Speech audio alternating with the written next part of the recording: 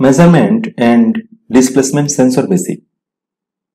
অর্থাৎ এই টিউটোরিয়ালে আমরা মেজারমেন্ট এবং ডিসপ্লেসমেন্ট সেন্সরের বেসিক বিষয়গুলো নিয়ে বিস্তারিত আলোচনা করব। এই মেজারমেন্ট এবং ডিসপ্লেসমেন্ট সেন্সর আসলে কিভাবে কাজ করে। এখন আসা যাক মেজারমেন্ট সেন্সরে। মেজারমেন্ট সেন্সর সাধারণত দূরত্ব পরিমাপ করতে পারে। সেন্সর থেকে অবজেক্ট কত দূরে অবস্থান করে, এই দূরত্ব পরিমাপ করার মাধ্যমে সে অবজেক্টের প্রিসাইজ পজিশনিং করে। ডিসপ্লেসমেন্ট সেন্সর রিলেটিভ ভ্যালু পরিমাপ করে, যেমন এ পয়েন্ট থেকে বি পয়েন্টের কতটুকু ডিসপ্লেসমেন্ট হয়েছে। প্রোডাক্ট ডিজাইন এবং প্রোডাকশন মেথড বর্তমানে অনেক অত্যাধুনিক। প্রতিনিয়ত টেকনোলজির পরিবর্তন এই উন্নতি সাধনে ভূমিকা রাখছে। এই অত্যাধুনিক প্রযুক্তি ব্যবহারের ফলে প্রোডাকশন পদ্ধতি আরও সূক্ষ্ম হয়েছে, যা প্রোডাক্টের গুণগত মান বাড়াতে সক্ষম হয়েছে। এই সূক্ষ্ম প্রোডাকশন পদ্ধতি অসম্ভব বিভিন্ন রকম ভিশন এবং মেজারমেন্ট সেন্সর ব্যতীত। এরই প্রেক্ষিতে বেসিক অটোমেশন কোর্সে ডিসপ্লেসমেন্ট এবং মেজারমেন্ট সেন্সর মডিউলটি আমরা যুক্ত করেছি। ডিসপ্লেসমেন্ট এবং মেজারমেন্ট সেন্সর ইন্ডাস্ট্রিয়াল প্রসেসের বিভিন্ন অ্যাপ্লিকেশনে ব্যবহার করা হয়। বিশেষ করে প্রোডাক্টের কোয়ালিটি কন্ট্রোল এবং অবজেক্টের প্রিসাইজ পজিশনিং এর ক্ষেত্রে এই সেন্সর ব্যবহার করা হয়ে থাকে। এখন এই সেন্সরের কিছু অ্যাপ্লিকেশন আমরা দেখে নেব। অটোমোটিভ কারের দরজার গ্যাপ মেজারমেন্ট।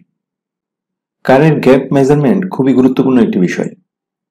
যদি ঠিকমতো মেজারমেন্ট না হয় বা গ্যাপ থাকে, তাহলে ভেতরে বাতাস ঢুকতে পারে, ফলে এর ভেতরের এসির এফিসিয়েন্সি কমে যেতে পারে। আবার বৃষ্টির সময় পানি ঢুকতে পারে। সো এর গ্যাপ খুব প্রিসাইসলি পরিমাপ করার প্রয়োজন পড়ে, আর সেক্ষেত্রে মেজারমেন্ট সেন্সর ব্যবহার করা হয়। ওয়াইফাইয়ের থিকনেস পরিমাপের কাজে। যারা কোর ইলেকট্রনিক্স নিয়ে পড়াশোনা করেছেন তারা ওয়াইফাই কি অবশ্যই জানেন। ওয়াইফাই ইলেকট্রনিক্সের একটি টপিক সার্কিট ডিজাইনিং এর ক্ষেত্রে। এর থিকনেস সঠিকভাবে মেজারমেন্ট করা খুবই গুরুত্বপূর্ণ। এটি খুবই পাতলা থাকে, আর সেজন্য মেজারমেন্ট সেন্সর ব্যবহার করা হয়। রোবোটিক আর্মের প্রিসাইজ পজিশনিং। আপনারা যারা ইন্ডাস্ট্রিতে কাজ করেন তারা ঘূর্ণায়মান মেশিনের বিভিন্ন আর্ম খুব দ্রুত ঘুরে অবশ্যই খেয়াল করেছেন। এই দ্রুত ঘোরার মাঝে বিভিন্ন অবজেক্ট বা বিভিন্ন কিছু আউটপুট দেওয়ার প্রয়োজন পড়ে। সেক্ষেত্রে সঠিক জায়গায় সঠিক সময়ে আর্ম এসেছে কিনা তা একমাত্র ডিসপ্লেসমেন্ট সেন্সর দিতে পারে। গ্লাসের প্রিসাইজ পজিশনিং। গ্লাস কোনো জায়গায় প্রিসাইসলি পজিশন করার কাজে এই সেন্সর ব্যবহার করা যেতে পারে। ক্র্যাঙ্কশ্যাফটের ডায়ামিটার পরিমাপ করার কাজে। ক্র্যাঙ্কশ্যাফট যখন ঘুরে তখন এর ডায়ামিটার আসলে কোন পজিশনে থাকে তা ডিসপ্লেসমেন্ট সেন্সর পরিমাপ করতে পারে। পিস্টনের থিকনেস মেজারমেন্ট। ইঞ্জিনের ভেতরে পিস্টন থাকে। এই পিস্টনের থিকনেস সঠিকভাবে মেজারমেন্ট করা খুবই গুরুত্বপূর্ণ। তা না হলে লিকেজ হয়ে যেতে পারে এবং ইঞ্জিন বিকল হয়ে যেতে পারে। সো মেজারমেন্ট সেন্সরের মাধ্যমে খুব প্রিসাইসলি পিস্টনের থিকনেস পরিমাপ করা হয়। PCB stack detection. পিসিবি মানে হচ্ছে printed circuit board. Printed circuit board যেখানে উৎপাদন করা হয় সেখানে কনভেয়ারের মধ্য দিয়ে যদি একের অধিক প্রিন্টেড সার্কিট বোর্ড বা পিসিবি চলে যায়, তাহলে মেজারমেন্ট সেন্সর তা ডিটেক্ট করতে পারে। এটি কিভাবে করে? এটি আসলে ডিস্টেন্স মেজার করে। একটার উপর আরেকটা যদি স্ট্যাক চলে আসে বা পিসিবি বোর্ড চলে আসে, তাহলে এর ডিস্টেন্স কমে যায় সেন্সর থেকে এবং তা সে আউটপুটে জানিয়ে দেয়। সারফেসের ওয়ারপেজ মেজারমেন্ট। ওয়ারপেজ কি? সারফেসে যদি কোনো এবড়ো-তেবড়ো বা আঁকাবাঁকা থাকে, তাহলে মেজারমেন্ট সেন্সর তা ডিটেক্ট করতে পারে। এটি আসলে সেন্সর থেকে সারফেসের ডিস্টেন্স পরিমাপ করে। এভাবে সে ওয়ারপেজ পরিমাপ করে। ছোট সেমিকন্ডাক্টর কম্পোনেন্টের প্রোফাইল পরিমাপ। যারা সেমিকন্ডাক্টর ইন্ডাস্ট্রি বা সার্কিট ডিজাইনিং এ কাজ করেন তারা জানেন সার্কিটে আইসি সঠিকভাবে সঠিক পজিশনে বসানো কতটা গুরুত্বপূর্ণ প্রিসাইসলি। যদি সঠিক পজিশনে আইসি না বসে তাহলে এর পিন বা লেগ শর্ট সার্কিট হয়ে যেতে পারে অন্য পিনের সাথে। এখানে মাইক্রোমিটার পর্যন্ত গ্যাপ কনসিডার করা হয়। গ্লাসের সারফেস মেজারমেন্ট, অর্থাৎ গ্লাসের সারফেস সঠিক পজিশনে আছে কিনা তা মেজারমেন্ট সেন্সরের মাধ্যমে নির্ণয় করা হয়।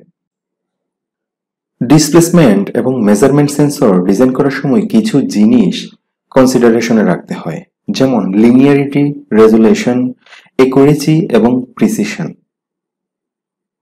এই টার্মসগুলোর নাম শুনেই আসলে অনেক কিছু বোঝা যায়।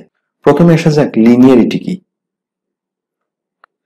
সেন্সর এমনভাবে ডিজাইন করা হয় যেন এর আউটপুট পরিমাপ লিনিয়ার হয়।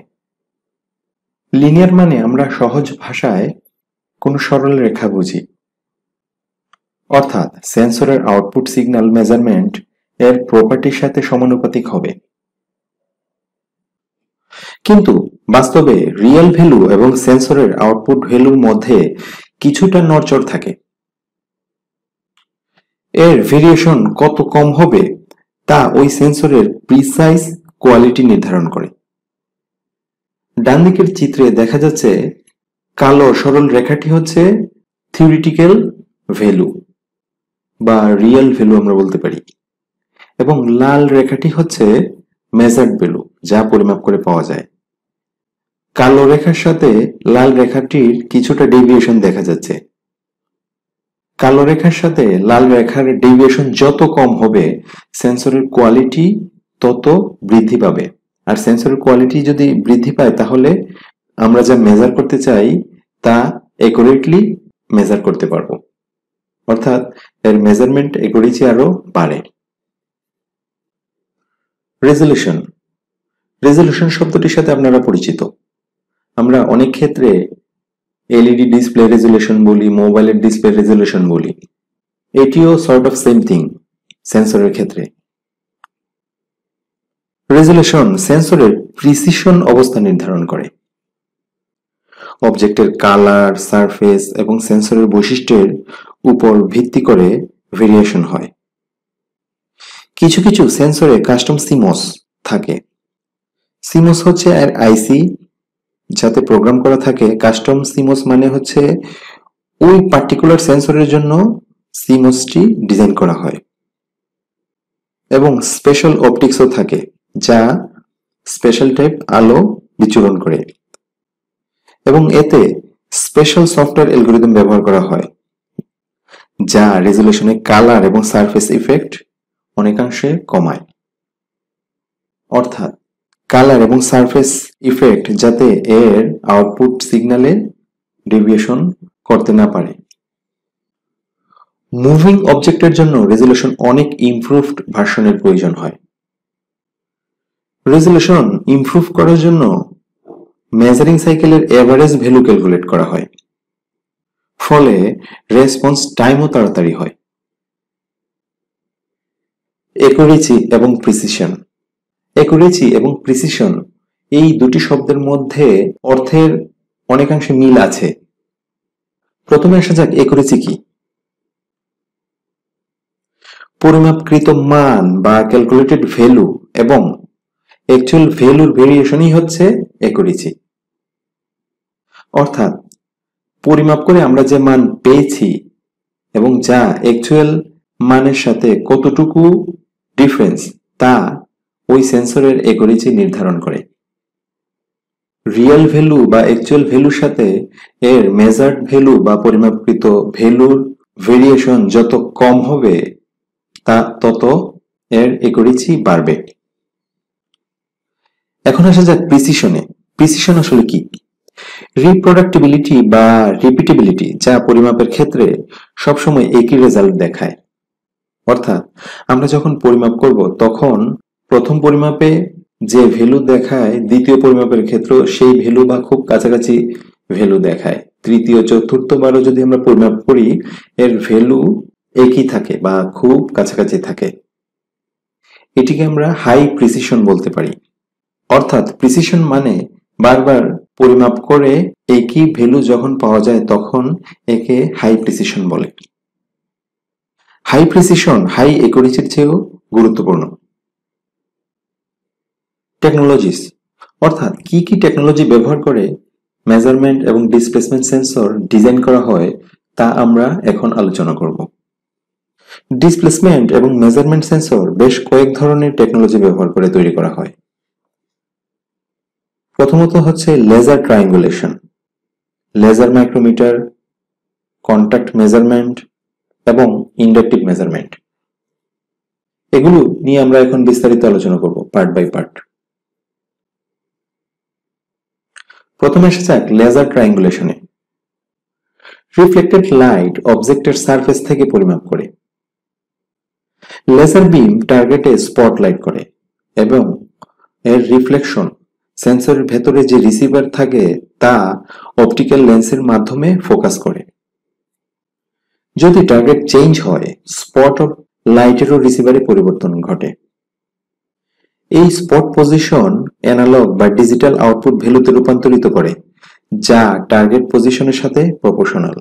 অর্থাৎ টার্গেট বা অবজেক্ট মুভ করলে অ্যানালগ বা ডিজিটাল ভ্যালুও পরিবর্তিত হয় এবং ওই অনুসারে সে আউটপুটে সিগন্যাল জেনারেট করে।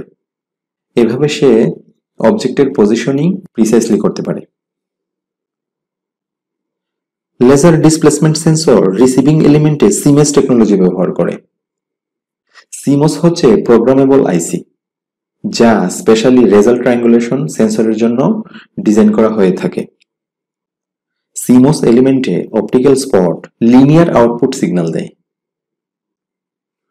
রেজোলিউশন এবং সেন্সিটিভিটি বাড়ানোর জন্য অমরনের কিছু স্মার্ট সেন্সর আছে, যেমন জেডএস মডেল।